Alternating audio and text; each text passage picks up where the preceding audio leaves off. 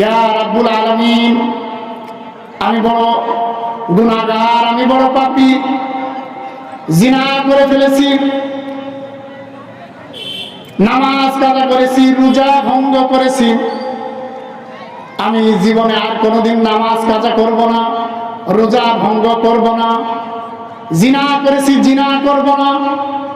ইয়া রাব্বুল আলামিন, আপনি আমাকে ক্ষমা করে দেন।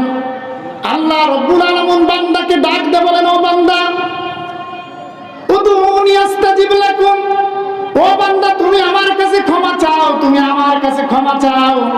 ও বান্দা, তোমার গুনাহ যদি হয় সাগরের ফেনা সমতুল্য, তোমার গুনাহ যদি হয় সাগরের পানির সমতুল্য, আমি আল্লাহ রাব্বুল আলামিন তোমার জন্য অসীম ক্ষমার ভান্ডার নিয়ে, দয়ার ভান্ডার নিয়ে আমি আল্লাহ রাব্বুল আলামিন তোমার জন্য অপেক্ষা করতেছি।